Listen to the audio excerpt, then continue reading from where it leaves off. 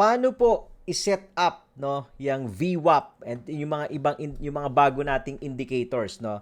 Kung kayo po ay gumagamit ng Trading View, mga titos and titas, kiklik nyo lang po itong indicator and then tatype nyo yung VWAP. Okay, yung una pong lalabas, volume weighted average price, kiklik nyo lang po yan, no? Kiklik nyo lang po yan. Ayan, lalabas na siya. Yon. So, ang kulay po niyan, yung default niya is dalawang green, isang nasa taas, isang nasa baba, and then yung blue nasa gitna. No?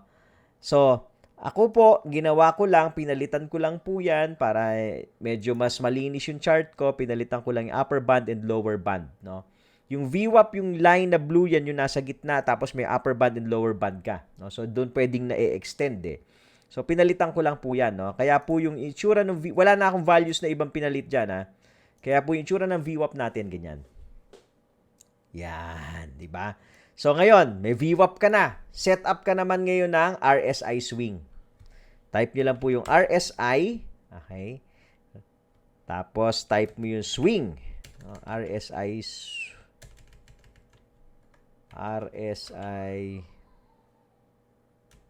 swing RSI.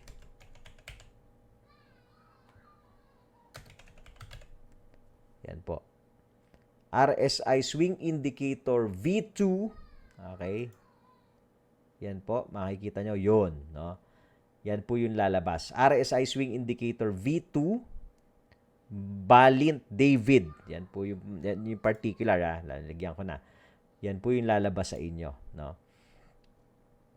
So, ano po ibig sabihin ng RSI swing indicator? Sabi natin, pag nasa baba yan, lumabas, indication na yan na, oy, pwede ka na mag-long. Okay? Pagka nasa taas, oy, pwede ka na mag-short. Di ba po? Tignan nyo po yan, ha? Tignan nyo po yan. Okay? Yun nga lang po, ha? Hindi yan, sabi natin kanina, hindi yan 100% reliable. Bakit po? Kasi gumagalaw po ito. Minsan, lumabas na to, ha? Pero malakas pa rin yung buhos, pababa pa rin yung chart, uma-adjust to, bumababa ito. Kaya kailangan meron kang ibang indicator na ginagamit. Katulad nga po ng VWAP, i-combine mo. Hindi ka pwede mag-rely lang dito sa RSI swing kasi gumagalaw po ito. So, pero kung magko-combine ka ng ibang indicator, magkakaroon ka kasi ng confidence, no? For this particular case, tignan nyo po ito, no? RSI swing lumabas, VWAP mo nasa baba, dalawa na indicator mo na magsasabi sa'yo pwede ka mag-long. Pwede ka na ba pumasok? Yes, pwede na po. $200, no? 50% na pwede mong itaya ng mga titos at titas. Hanap ka pa ngayon ng iba pang mga indicator. So, gumagamit po tayo ng MACD, yung tinatawag natin na MACD. Ay, pwede po tayong gumamit niyan. Pwede din tayong gumamit ng Stochastic RSI. Dali po. So, type lang natin dito. MACD. Na Moving Average, Divergence, Convergence. Yan. Okay. Teka lang. Okay. Pinapa-upgrade na tayo. Then, nandito na po kasi lahat ng indicator natin eh. Teka lang. So, tatype nyo lang po yan. Sa practical charting, tinuro natin yan, ha, mga titos and titas. So, ito na. Kung gusto mo ng mas maraming indicator, kailangan nyo lang po mag-subscribe talaga sa TradingView, no? Kasi wala na tayong magic dyan. Sa practical charting na magic pa natin, dito wala na, no? Hanggang 2 indicator lang po kasi yung free, no? O dalawa or tatlo lang yata sa free. But you need to subscribe. Siyempre, if you're really serious in doing this game, kailangan nyo po magkaroon ng TradingView account, no? Yung akin po, I think yung nasa 1,500 a month lang naman to. Yung ating TradingView, mga titos and titas. Or kung talaga namang low budget, tipirin nyo na lang. Pwede kayong RSI swing, di ba? RSI swing muna, tsaka yung VWAP, yan lang yung gamitin niyo. Tapos, silipin nyo sa iba yung yung stochastic RSI or yung RSI, di ba? Pwedeng ganun diskarte, no? Para magamit nyo lang po yun, para makita nyo lang lahat. So, ito po for this particular trade, ang pwede mong gamitin na combo, so meron kang RSI swing and VWAP, okay, so $200. Check again, ito sa mga indicators natin, ano po ginagamit natin? MACD, RSI, yung Relative Strength Index, and yung Stochastic RSI. No? Hindi kailangang lahat po yan ay, Hindi kailangan lahat yan magkakatugma. Kukuha ka lang ng isa sa kanila, no? Pwedeng MACD, pag nag-cross to, dagdag ako. Di ba? Pwede. Pwedeng stochastic RSI, di ba? Nasa baba pa ba yan? Okay. Nasa baba yan. May conviction ako. Pag umangat ng konti, dagdag ako. Di ba? Para makapag 100% trade ka. Pero dito pa lang sa RSI swing and yung VWAP line mo na dalawa, pwede ka nang pumasok. Pwede ka na mag-test buy. So, hanap po kayo ng conviction using yung iba't ibang indicators natin like MACD, RSI, or stochastic RSI to add to your position. Okay po, ha? So, kahit isa lang po dyan, hindi kailangan lahat yan magtutugma kasi minsan makikita ka ng yung hindi sumaayon yung indicator. Diba? Again, TP when happy, pwede po yan. Or, antayin mo ulit, lumabas yung RSI swing. Or pwede din doon sa VWAP, depende po sa inyo. No? Pero ako, usually, 50% TP, remaining roll. Diba? To maximize yung to maximize profit ng mga titos and titas. Ganun lang siya. Lumabas yung RSI swing, ayun. Kaso nga lang, ito wala pa sa VWAP, oh. Ito, hindi pa ako papasok dito, eh. Wala pa sa VWAP ng mga titos and titas. So, hahanap ka ngayon ng combo na indicator. Alin pa? Ito, stochastic RSI. No? Nasa taas na ba? Oh yes, nasa taas na. O, pwede na ako mag 50% dyan kasi dalawa na sila na nagsasabi sa'yo na pwede ka nang pumasok. Diba? Kasi bababa yan. O, yun. Nasa taas yung stochastic RSI, eh. Bababa po. Ayun, bumaba na. So, TP when happy again. Diba? So, ito po, the particular time frame na to, na-reset yung ating VWAP. Okay? Kasi, ano to eh, umaga na, ayan, oh. Makikita nyo po sa time, no? Kung makikita nyo dyan sa chart natin. 8 o'clock ng umaga na-reset yung VWAP. So, usually, pag ganito, hindi mo na ako nagte-trade. Inaantay ko ulit bumuka yung VWAP. Okay? So, pagka meron ng linaw, ayun, pumasok, karoon na naman ulit ng VWAP, mga titos and titas. So, ayan, meron ng linaw. So, long na naman. Pasok na naman ako dito ng long. May RSI swing na ako dito. Umakyat na yung VWAP. Open na naman ako ng long. $200, 50%. Hanap ako ng iba pang mga indicator para magkaroon ng conviction yung trade ko. Pwedeng MACD. Naka-cross ba yung MACD? Ayun, nag-cross yung blue. Cross yung blue sa red, add. Diba? Nag-cross yung blue sa red. Tingnan nyo po nangyari. Umakyat pa. Ito, hindi mo na pwedeng gamitin na indicator eh. Kasi nakaporma na yung stochastic RSI mo. Nasa taas na yan eh. Oh? Yung RSI mo nasa taas na rin. Ano? Tsaka stochastic RSI nasa taas na. So, alam ka, MACD. Another 50%. TP when happy. Okay. Ako, usually, pag tumama na po yan dito, TP na ako. Okay. Bihirang-bihira ako nasasakyan yung umaakyat ng mga titos and titas. Huli. Diba? Ang dali lang kasi meron kang indicator. Itong dalawa po na to, napakagandang combo na niyan para tumaas yung win rate ninyo ng mga titos and titas. Tignan niyo po ito, no? Usually, pagka nandito na yung trade, mga titos and titas, no? Nag-iisip ka na mag-short nito kasi nasa taas na, no? Nag-iisip ka na mag-short niyan. Yun nga lang, wala kang makikitang entry. Posible po itong RSI swing na nandito, pwedeng lumipat yan dito. Kumbaga, nung una nandito yan, lumipat lang. Tumalon lang. No?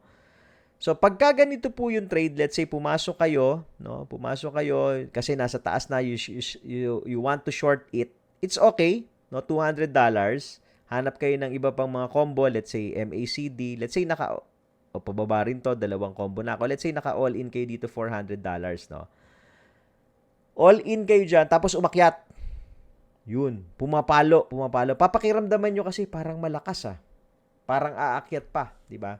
So, pagka pumalo po, ayun, humataw siya. Huwag kayong mag-alala, babalik naman din ulit yan. You know? Dito, cut na kayo. Di ba? Pagbalik po ulit dito, near your entry price, close your position na. And then, find another entry. Find another entry. Naka-short kayo dito, tignan nyo po, Naka-short kayo dito pumasok. Yung area na yan kasi nasa taas siya. No? And meron kayong ibang mga signs pa. Yes, it's okay. Naka $400 kayo dyan. Pero babalikan kayo. Kita nyo po yan. Yan, babalikan kayo. Oops. Cut. Yan po. So, maliit lang ang lugi mo dyan. Baka commission lang, no? So, cut. Kasi panibagong entry na po ito, eh, no? Pag cut mo ng short, pwede ka pumasok ng long. Bakit? Ayun, RSI swing ulit, may VWAP ka ulit. Oops, pwede na ulit ako mag-long. Di ba? Pwede na ulit ako mag-long. Tapos po, TP when happy. Again, TP when happy. Ito, pag lumalabas na ganito, halos wala na akong trade. Pero basta po, nasa taas na yung price ng VWAP line natin, short hunt na tayo niyan, ha? Wala na pong maglo-long dyan. Maghahanap na po kayo ng short opportunity, no? So, usually, syempre, maganda pagka lumabas po itong RSI swing indicator natin, maganda kung lalabas po yan, mga titos and titas. Mas malakas yung conviction nyo, no? Kung lalabas yung RSI swing na yan, mga titos and titas. So, ganun lang naman, no? Para sa akin, para hindi masyadong komplikado yung pagtitrade. Yan, dalawa na yan, very useful sa akin, ha? So, yan, dalawang indicator lang na po na yan. So, kaya ako, mas comfortable ako gamitin to, nakakalagari tayo. So, ganun lang po, no? But, to add conviction, lagi pong titingin dito sa mga, sa mga ibang indicator natin, ha? Isa pa pong technique, no, mga titos and titas. Ito pa isa. Para medyo humaba-haba. Kung gusto niyo medyo mahaba ang hawak. Isa pang technique. Itong RSI natin, no, bihirang-bihira ko din tong gamitin. Pero useful siya. Pansinin niyo po, ha. Angat ko tong RSI. Very useful tong RSI kapag ka po kayo ay magte-trade, no, ng long or short na gusto niyo medyo mahaba yung hawak. Pagka po ang RSI mo galing sa ilalim, ito, no, usually, binubuhusan yan, eh. Makikita mo, uy, buhos, yan, no. Binubuhusan, di ba? Binubuhusan, RSI mo sasagad dito. Usually, takot na tayo nito, eh. Wala nang gustong pumasok niya, baka bumaba pa, no? Pero, syempre, meron kang ibang indicator, no? So, pagka nag-long na po kayo, no, at galing dito sa baba yung RSI, malayo po yung takbo niyan. No, usually, malayo yung akyat, okay? So, pwede ka mag-hold. Okay, pwede mong TP partial tapos hold. Okay. Similarly, no, may mga cases din po na pagkagaling naman sa taas yung RSI, no, nasa taas po, katulad nito. No, nasa taas yung RSI, pag bumaba po yan, nasa oversold, no, ayun, malayo din yung laglag. No. So, ito may nagagamit natin paminsan-minsan yun. Pagka nasisilipin ko, naka-short ako, magtitipi na ba ako? Wag muna kasi galing sa taas yung RSI, bababa yan. Aantayin kung bumaba dito sa bottom yung RSI bago ako mag-TP. No, tingnan nyo po, no? Katulad niyan. Dito, pwede ka mag-TP, nandito na. No? So, ito po, mapapalong kayo dito, ha? Tingnan nyo po to, no? Nasa bottom to, mapapalong kayo. Kahit mag-long kayo dyan, walang problema. Long, ayun, kita pa rin kayo, eh. Pag-pump, kita. TP when happy, di ba? Rule natin, pump, kita. Let's say, ito pong particular trade na to, nag-long ka kasi nasa baba siya. No? Nag-long ka, mga titos at titas, tinagos. Ayun, tinagos, pak. Naku, nalaglag, di ba? Ayaw mo pa rin ayaw mo pa mag-cut loss. Antayin mo lang bumalik. Ayun po, bumalik. Oh. Ang daming beses bumalik dun. Ito po. Daming beses bumalik. Huwag lang matigas talaga yung sell button. Diba? So, ito po, panibagong trade na po ito.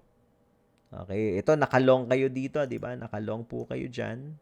Okay, kasi nasa baba. Yung price, nasa baba ng VWAP. Ito panibagong trade na, yung price nasa taas na ng VWAP. Pa-short na naman po ulit kayo niyan. Short na naman.